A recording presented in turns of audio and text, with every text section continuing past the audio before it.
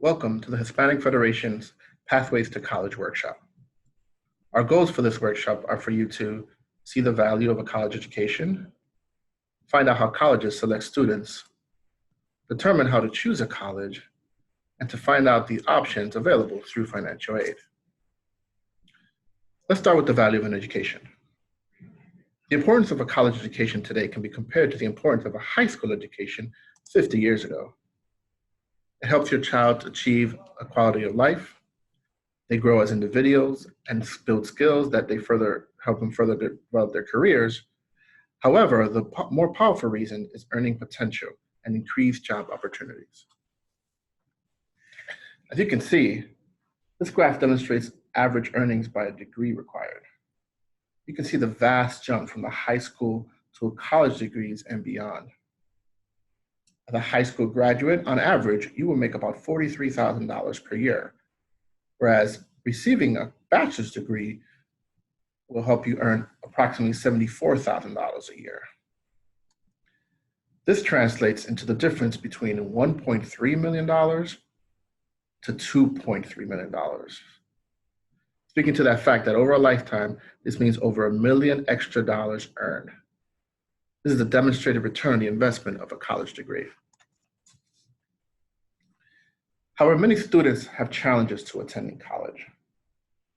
They are deterred by their academic performance and feel that they don't have the grades or test scores to get into college.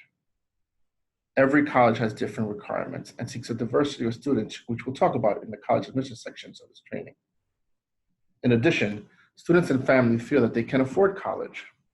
However, as you saw earlier, it's important to think of a college education as an investment with a larger return. Also, it's important to know that financial support is available. There are a variety of resources to help you finance your college education. Grants and scholarships, as well as government tuition assistance programs, are available to help cover some of the costs, if not all of it. All of these can be combined to cover the full cost of a college along with your family's contribution. As you can note, loans are a part of the financial support. Okay.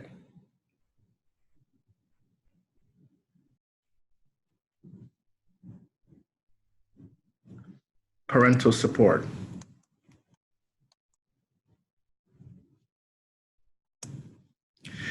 It is never too early to start thinking about college. You and your child should start thinking about college by the time they are actually in middle school. Investigate college prep courses when your child is in middle school and in early high school years. It's something that can go a long way. As a parent, you want to be involved in your child's academic life by checking on their schoolwork, meeting with their teachers, working with your child's counselors to develop a roadmap, and also challenge them to excel academically. College prep programs are especially helpful to students in large public schools that might not have the resources to focus on your child's college needs and interests. Most of those programs begin to help in high school when your child is in ninth grade. Parent involvement in school is critical. You want to be present by getting to know your child's teachers and counselors. You want to develop a college action plan that you can work with your teachers and guidance counselors to develop that roadmap. Stay informed and aware of your child's grades and report card. Understand application requirements to ensure your child can apply to the colleges, and also find out what resources are available at the school. Being prepared means more options and better opportunities. These are some tips to help you ensure that your child will stay on track. Walk them through each of these items and know that it's not too late to start as soon as possible. These action plans can be found at your high school counselor's office. You also want to look for college prep programs. There are many free after-school and weekend programs that support students and help them stay on track to college. Many programs start in middle school and continue through high school. However, there are numerous programs targeted to high school students only. For those in New York, some of these examples are on the slide. College prep programs are especially helpful to students in large public schools that might not have the resources.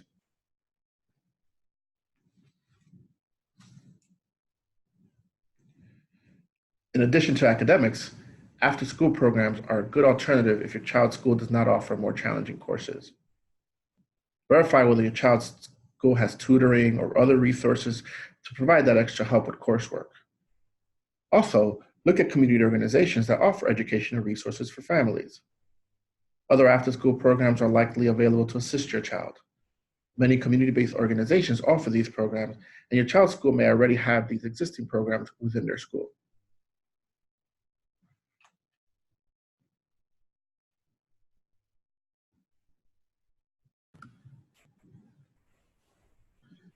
Maximizing your high school years. In order to be better prepared to be admitted as well as to succeed in college, here are some sound tips. The college-bound student should first take challenging courses. In order for your child to enter college, possibly with college credit, we encourage you to have them enroll in AP coursework or any dual enrollment programs with local colleges. AP stands for Advanced Placement Program, which allows them to take college-level coursework for free while in high school.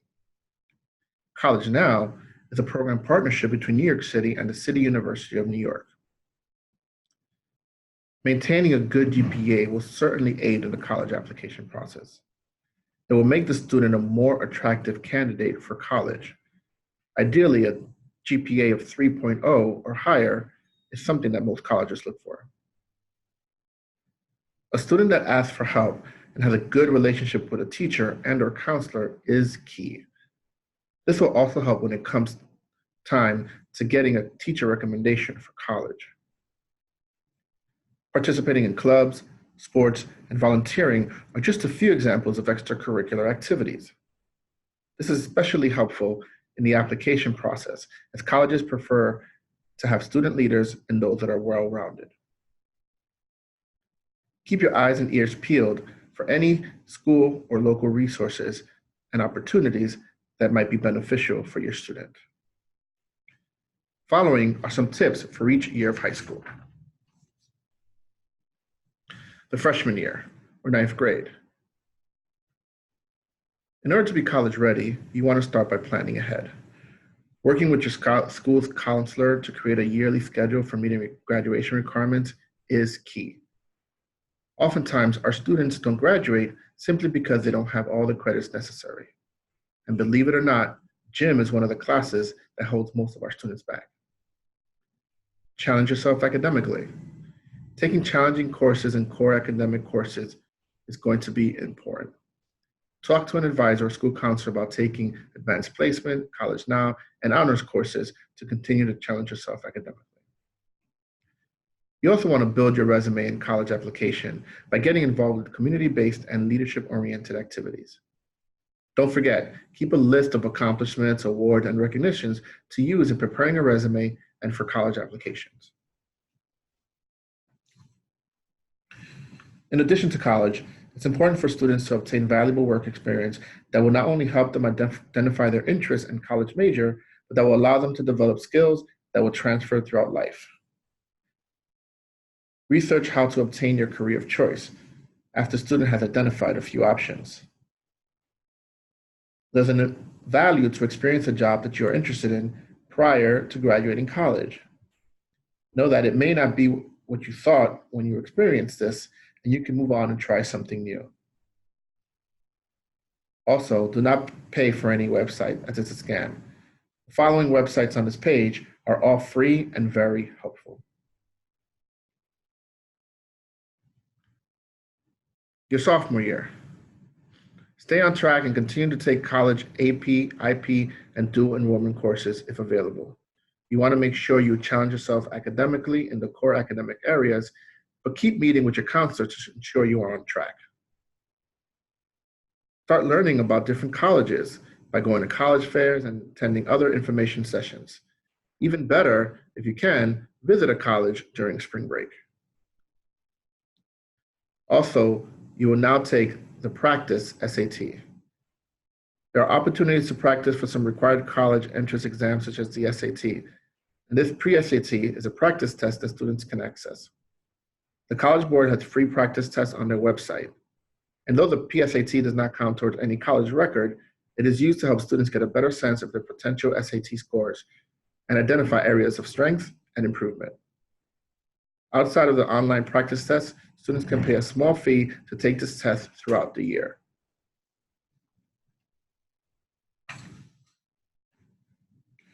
For career readiness, continue to look into different careers, even talking to people in different career paths to get a better sense of what each career entails.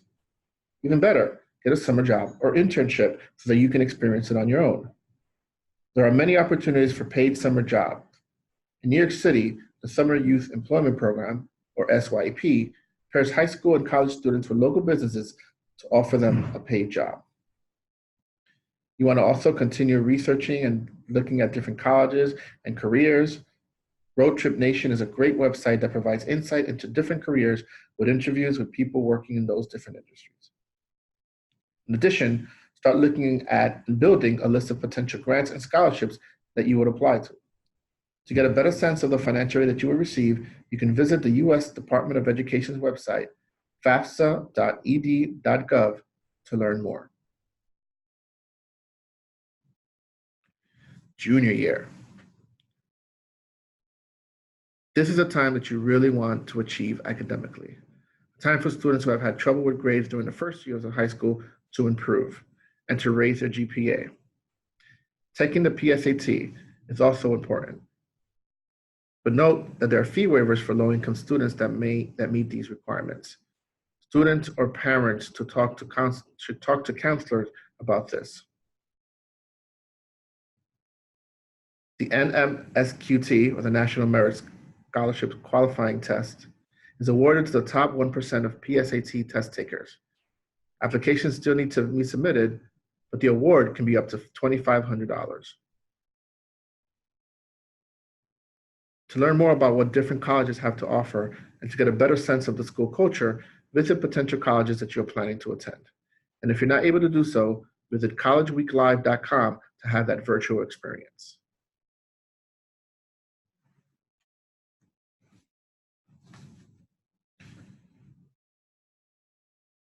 In your junior year, the spring semester, that's the time to take the SAT. Most schools will actually require you to take the SAT or ACT at that time. You will need to register for the test, but note that there are fee waivers based on income if eligible. In addition, some school districts, such as New York City, offer this exam free of charge to all juniors. The test is administered to all juniors enrolled in public school on a school day in the spring of their junior year. If you haven't visited a college, this is a good time to do so. Make sure you request the application and information upon your visit. It's also important to continue looking for different scholarships that are available in which you qualify. Dive deeper into your career research and visit bigfuture.collegeboard.org to learn more about the career and earning potential. Lastly, it's important to volunteer or work, especially over the summer.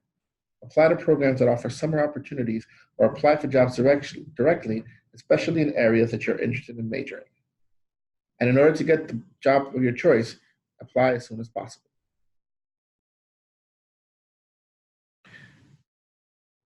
So now we're at the fall semester of your senior year. First things first, ensure that you are on track for graduation. It is a very important year, and it's important for you to be in communication with your guidance counselor regarding your coursework, but also your college applications. In preparing for college, you can also consider retaking the SAT. If you take the SAT several times, you'll usually do a little bit better each time. Develop a list of colleges that you would like to apply to, and make sure that some of them are reach schools, which you may not necessarily get in, but you do have a chance. Some of them are safety schools, where you feel very confident you'll get in, and some of them are match schools, which are right along your profile. Decide whether you will want to opt into early decision or action programs. Early decision means that you considered the school and you are 150% sure that you want to go there. If you apply early decision and you get in, note that you would most probably have to go there or else skip a semester. In order to apply, each school requires letters of recommendation, typically from teachers, as well as transcripts. Make sure that in order to capture everything, you develop an application timeline so that you don't miss any application deadlines. You can also start by registering for a federal student aid PIN at www.fafsa.ed.gov. This will allow you to start the financial aid application process.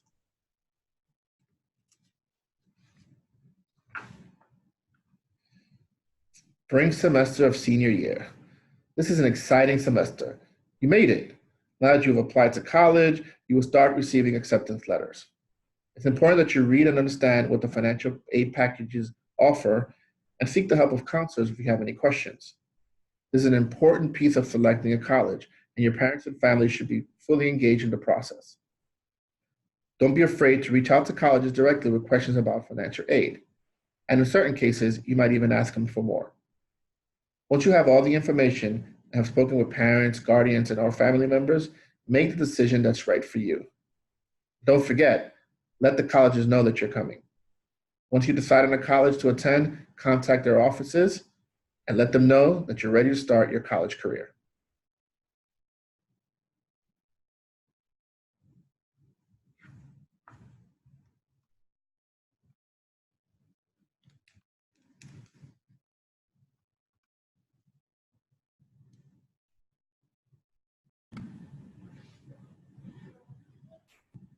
How do colleges select students?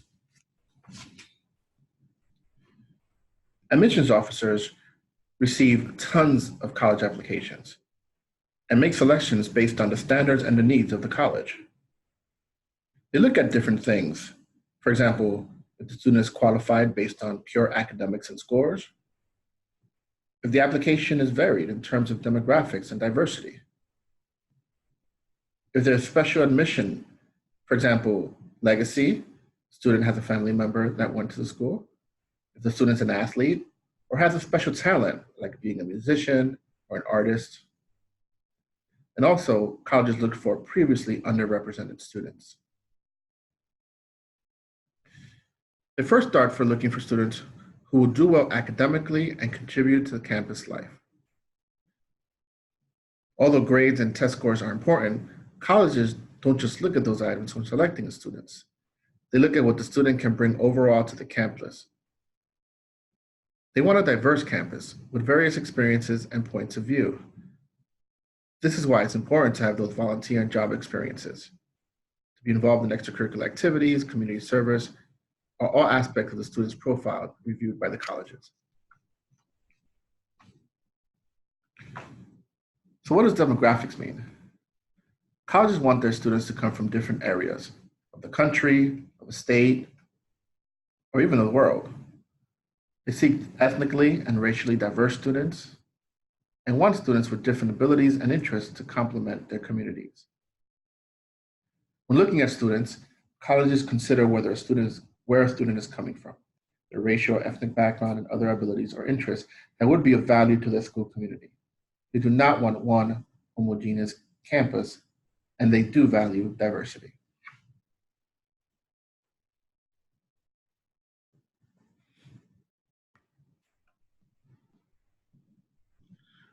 Applying to college and the application components. What's in your college application? For starters, a transcript, your SAT, subject test, and AP scores, teacher recommendation forms, personal statement or essay, the actual application, application fees, and notes from a campus or alumni interview.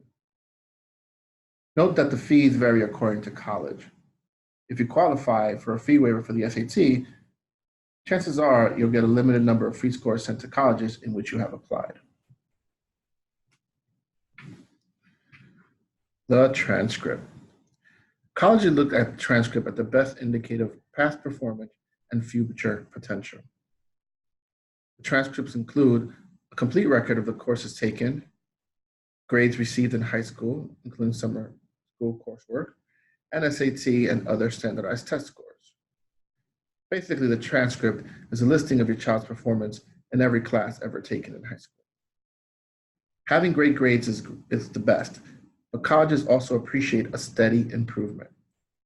Colleges look beyond grades to the courses taken and hope to see that a student has sought a challenging course load. If your child has attended more than one high school, please note that transcripts from all high schools may be required.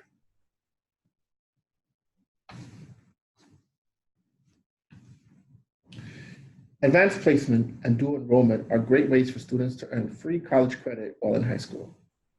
For AP, an exam is taken at the end of the school year to determine whether you will receive college credit. Each college accepts different scores, typically 4s and 5s, from the 1 to 5 scale of grading. Even if you don't score high enough to obtain credit from your school, you will still be better prepared to succeed in the coursework while in college, given your participation in an AP course. Some school districts partner with local colleges to offer college-level coursework in high school. That is the case in New York City. College Now is CUNY's largest school-college partnership with the New York City secondary public school system. Look into whether your school offers either AP or dual enrollment and sign up. Standardized tests. As mentioned earlier, the AP exam is something that can be very valuable for a student. Scores range from a 1 to a 5, and each college has a different acceptance policy, whether they accept a 4 or a 5. SAT and ACT scores, most schools take the highest in each subject area. Please check with your college or university regarding the policy. As for SAT subject test scores, your child should take a subject test in the subject he or she excels, if the college he or she is interested in requires it. Not every college requires a subject test.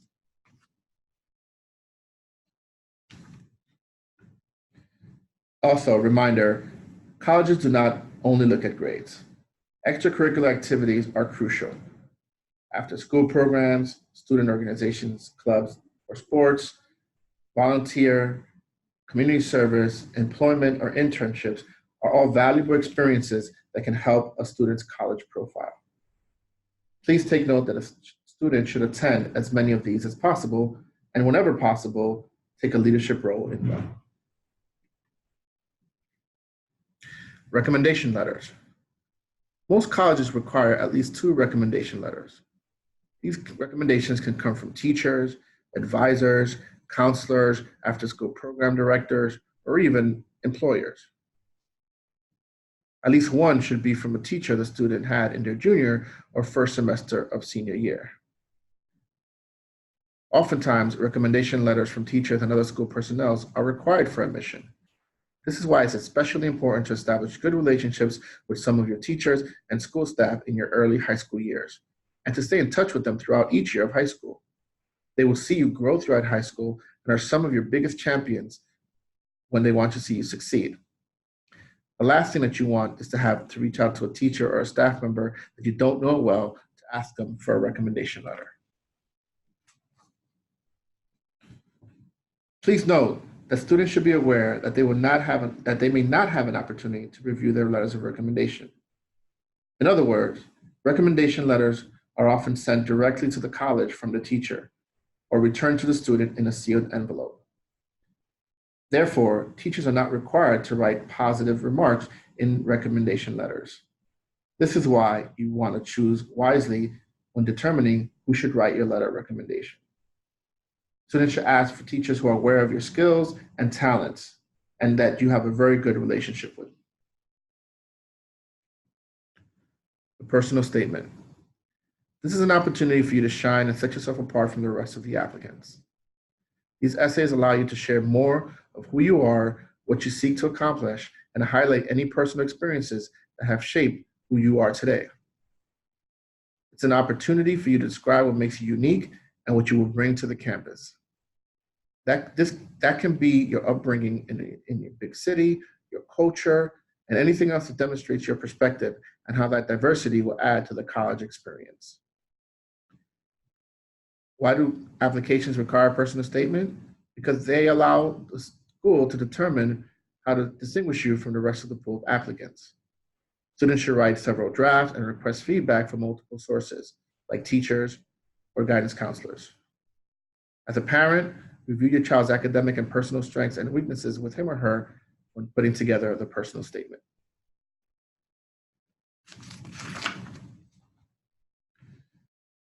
Some resources available to help with your college admissions essay include Peterson's Best College Admissions Essay, Accepted 50 Successful College Admissions Essays, and the other resources listed here.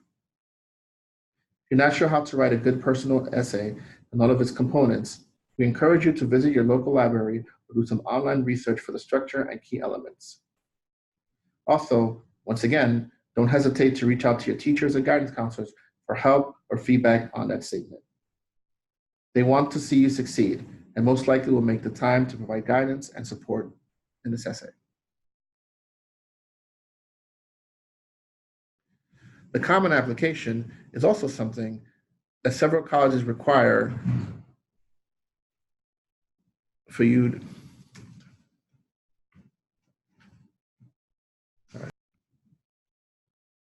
the Common Application. This is an application that can be used for multiple colleges. Some colleges actually require the Common Application to make it easier for them to process. Be sure to check whether the college requires a supplemental application to be submitted along with this one. If you go to the website, www.commonapp.org, you can see more information on this.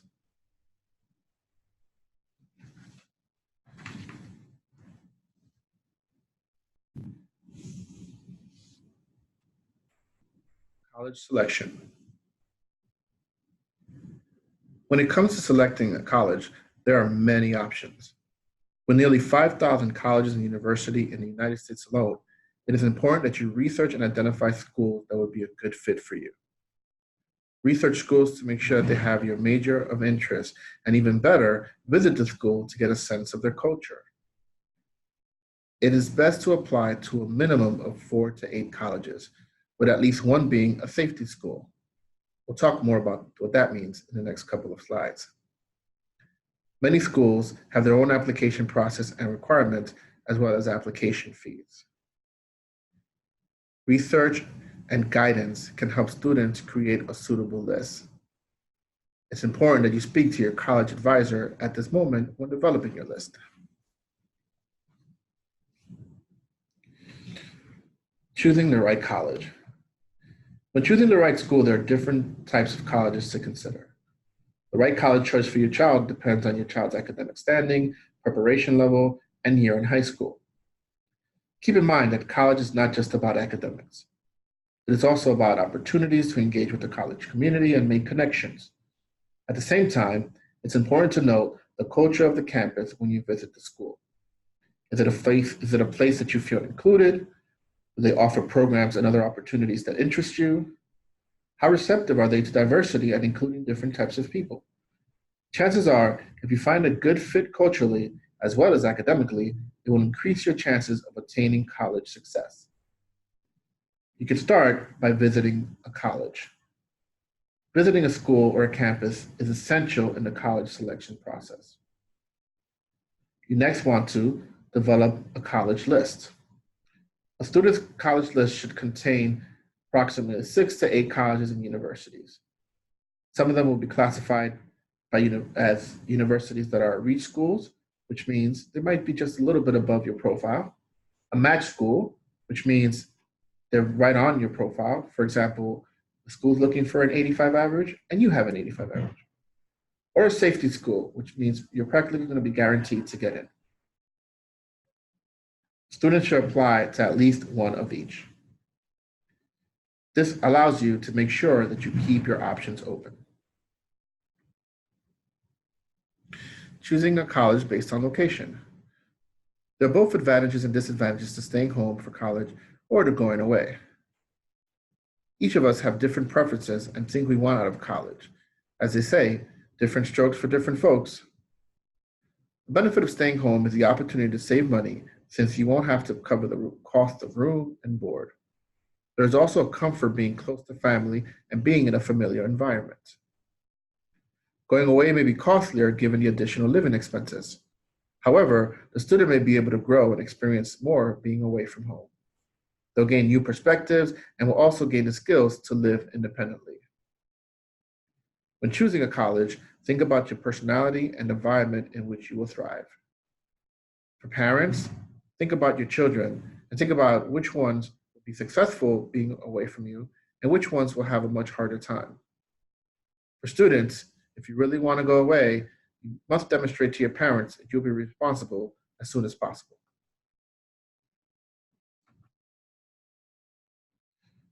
There are different types of colleges offering different outcomes, different types of degrees, and job opportunities. For example, a 2-year college can be a second chance for those who did not perform well in high school. It's also a good opportunity for students who are undecided about future plans to immerse themselves in the college experience. Hard work and a good GPA at a 2-year school can prepare a student to transfer to a 4-year college. It also might be a cheaper alternative than to starting a 4-year degree. As a for a bachelor's degree, you and your child should be aiming towards a 4-year education, which results in that degree. Why? Bachelor's degree usually equals more job opportunities. 4-year colleges have higher retention and graduation rates than 2-year colleges, which translates into succession rate being much better. This is the question that you want to speak to with your college advisor when choosing which colleges to apply to.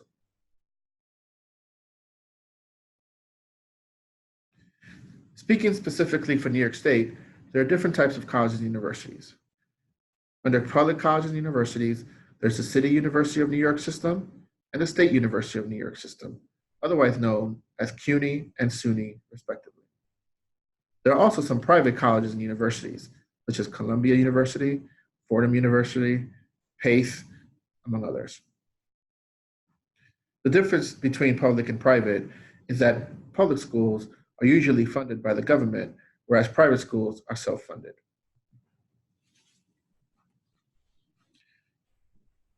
These are examples of the CUNY 4-year colleges throughout the city. They exist in each borough and serve many recent graduates of New York City high schools. On this slide, you will see the system, CUNY, also has many 2-year options for those seeking an associate's degree or who want to gain credits before transferring to a 4-year institution. You can see all of these schools have the word community in it. When you see community, you can most often tell that it's a 2-year school.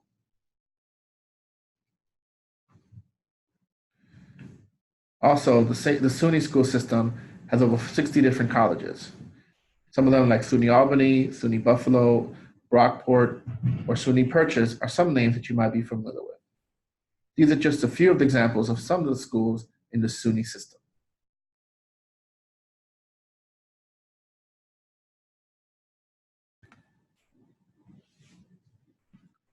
Financial aid. The cost of the college is not just tuition. There are also many additional factors to consider when determining the cost of school, including room and board, transportation, books, student fees, and other costs. Other costs can include hanging out with your friends and getting some pizza, or having to buy new clothes, or even traveling home. These are all part of the cost of the college, and therefore the budget you have to consider. As you can see, the cost of the college can vary from a 4-year CUNY school to a private school. There are differences in tuition, board, but an overall cost being the difference between $16,747 or $45,960, which is the cost of a 4-year private school in New York.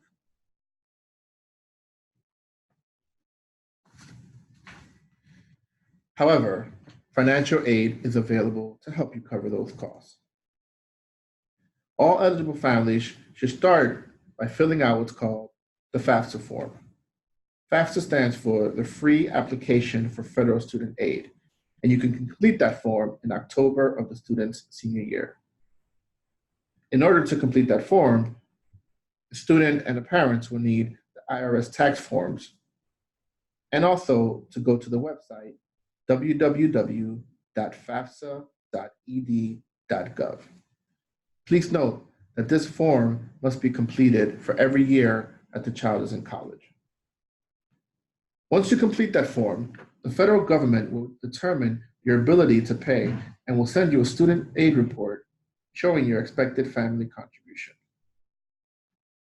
Your expected family contribution is determined by a family's income, their assets, the household size, number of students in college, and age of the older parent, among other things. In addition, students can qualify for state aid. Students attending a college or university in New York State must also complete the Tuition Assistance Program. This is the state aid which students must also reapply for every year. You can visit the website www.hesc.ny.gov for more information. The easiest way to apply for TAP is going through the FAFSA, and then that will lead you to the TAP application. As a reminder, the estimated family contribution is information that will be forwarded to colleges who will then determine a financial aid package, which will be a combination of grants, loans, and work study. Note that the EFC is the same regardless of the cost of the college, but the packages received will vary from college to college.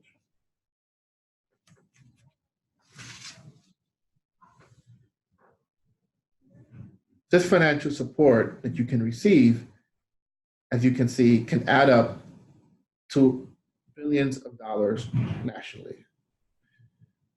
$181.1 billion is the total amount of financial aid that was received by students just a few years ago. You can see that the numbers range for state grants, private grants, and even institutional grants. But note that the largest part is also federal loans, which are included in the financial aid package. Some students will also be asked to complete what's called the CSS, or College Scholarship Search Profile. This is required by approximately 200 colleges and universities and is a supplement to the FAFSA form, which can be completed in the fall of the student's junior year. If you want more information regarding financial aid, CUNY and SUNY offer many financial information sessions throughout the year when your child is a senior. These are free financial aid nights that are offered in several different languages, usually in the high schools.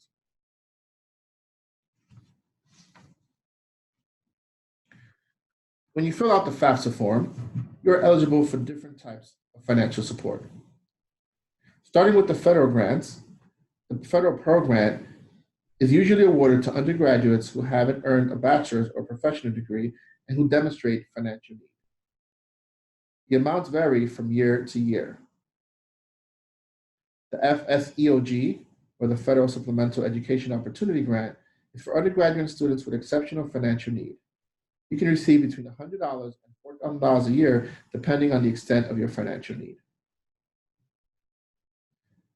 The Teacher Education Assistant for College and Higher Education Grant differs from other federal grants because it requires you to take certain kinds of classes in order to receive the grant, and then do a certain type of job. These are for students who want to begin their career as teachers after graduating from college. The Iraq and Afghanistan Service Grant is a grant up to $5,000 per year and awarded to eligible students whose parents or guardians passed as a result of military service in Iraq or Afghanistan after September 11th. You must be under the age of 24 or at least a part-time college student at the time of the parent's death.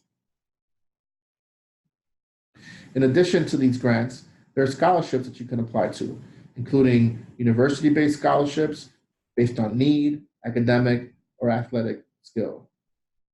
There are also outside scholarships which are offered by community-based organizations, corporations, and religious institutions, among other places. Once you have received all your grants and scholarships, which are considered free money, you can continue receiving financial support in a way of loans. Need-based loans, such as the federal Perkins loans, will be awarded by colleges to students with high financial need. A direct subsidized loan is an interest-free loan which you can receive while you're in college, but it does have a borrowing limit that increases for each year that you complete in college. The subsidized loan is called a subsidized loan because the government will cover the interest while the student is in college. A federal unsubsidized loan charges interest, but it does allow you to add the interest fees to the amount of your loan and not pay it until after graduation. However, if you are able to pay the interest, then it helps you reduce the total cost of the loan at the end of your academic year. The Federal Direct Plus loan is a loan for parents, which allows parents or graduate students to borrow the total cost of college minus any financial receipt.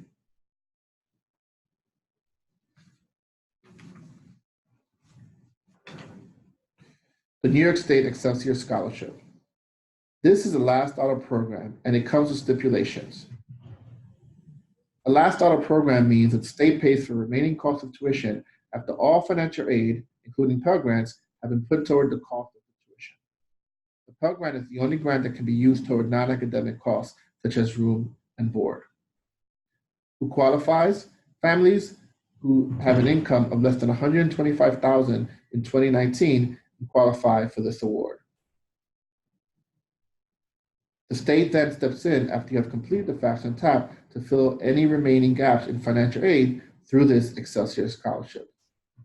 Some of the requirements include the student having to take 30 credits each year, having to work in New York State for 5 years after graduating college, and you must be a New York State resident to meet the income requirements. Please note that part-time students do not qualify. In other words, after you graduate from this program, you're committed to staying in New York and working for 5 years after graduation. In addition, having to take those 30 credits per year, which is full-time, mean that if you drop out of school, you must pay the state back and it becomes a loan. I just need to say that again, sorry. The New York State Excelsior Scholarship is a last dollar program, which means that the state pays for remaining cost of tuition after all financial aid, including the Pell Grant, have been put toward the cost of tuition. Please note that the Pell Grant is the only grant that can be used towards a non-academic cost, such as room and board. In order to qualify, families must make less than $125,000 in total income in 2019. What are some of the requirements? A student must take 30 credits each year. They must work in New York State for 5 years after college graduation, must be a New York State resident and meet income requirements, and note that part-time students do not qualify.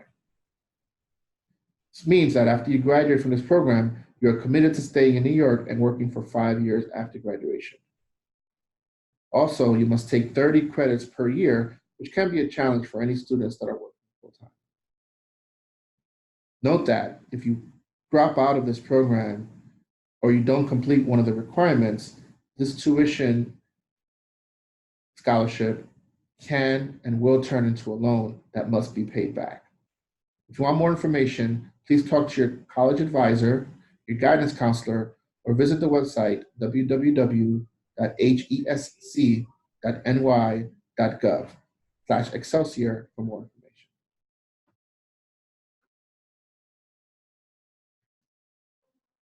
New York State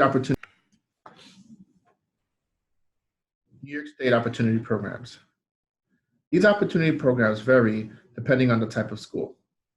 At private colleges, the Arthur O. Eve Higher Education Opportunity Program, or HEOP, provides economically and educationally disadvantaged residents the possibility of a college education. At New York State Public Colleges and Universities, or SUNY, the Education Opportunity Program provides assistance, mentorship, academic programs, financial assistance, and other types of services from low-income backgrounds. To be eligible for EOP, you must be a legal resident of New York State for at least 1 year prior to entering college. You must be a high school graduate or recipient of a state-approved equivalency diploma, and be a first-time freshman or previously enrolled in an HEOP or EOP program. Your family gross income also needs to meet the New York State guidelines.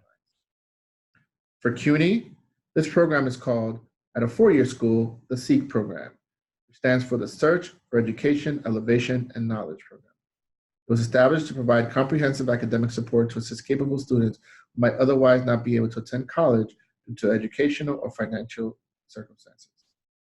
To be eligible, you must be a legal resident of New York City for at least 1 year prior to entering college, be a high school graduate or recipient of a state-approved equivalency diploma, be a first-time freshman or previously enrolled in a program of HOP, and have a gross family income that meets the guidelines.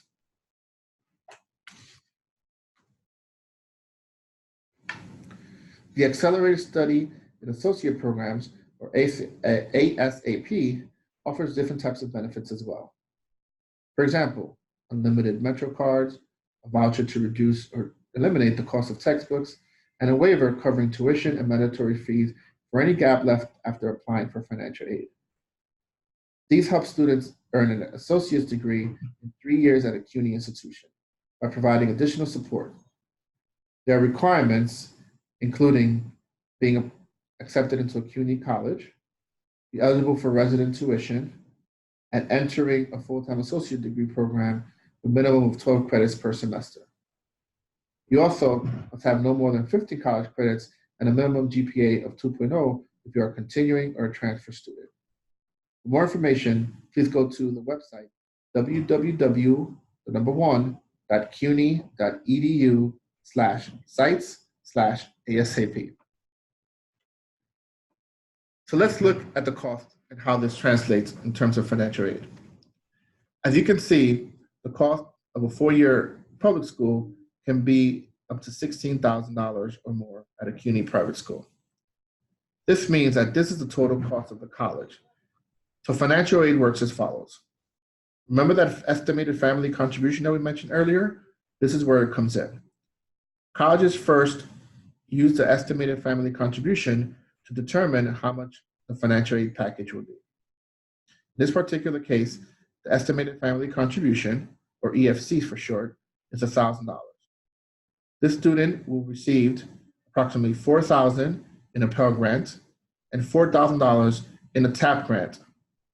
You can notice that they're not receiving the maximums because the cost of the school is a little cheaper than other schools. This student also received $3,000 in scholarship and will receive $1,000 in self-help by way of a summer job. The remaining cost of $3,747 will be offered in a loan amount to the student. Comparing to a private school, you can see the cost of the private school is $45,000. However, the estimated family contribution of $1,000 remains the same. Now, because of the higher financial need, the student will be eligible to receive the maximum Pell Grant of $6,095 and also the maximum TAP grant of $5,165. You can also note that this student received now $12,000 in scholarships, and that number comes from the ability of a private school to usually offer more money in scholarship to a student that they really want to bring to the campus. The self-help, or the money that the student is providing on its own from a summer job, stays at $1,000, and this leaves a remaining balance of $20,700, which is what the student will be offered in a loan amount. On the next slide, you can see the comparison of both types of schools: the loan amounts that they receive, the grants that they receive, and the scholarships. Using this as an example of the amounts left over between colleges and how different values of people make their choices. Some think they have more of a return on investment and they invest more money in the school. But ultimately, it is up to the student and family to weigh their options in order to make the best college selection.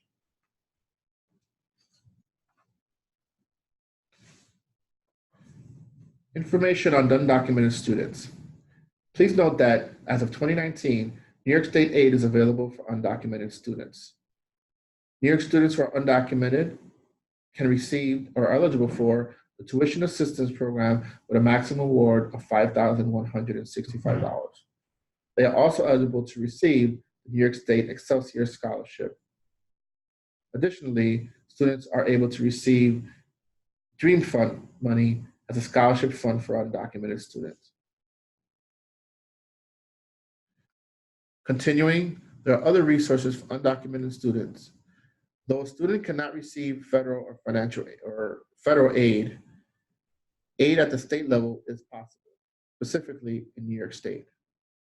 Scholarships that are available can be found at the unitedwedream.org website, which has a listing of those types of scholarships. Some out-of-state colleges and universities also provide scholarships for undocumented students. Finally, the CUNYDreamers.org website offers scholarship money for undocumented students.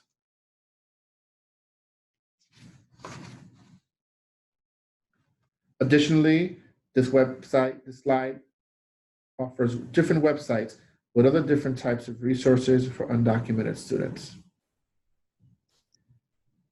And there are scholarships for Latino students, including the Hispanic Scholarship Fund at www.hsf.net and the Congressional Hispanic Caucus Institute at www.chci.org.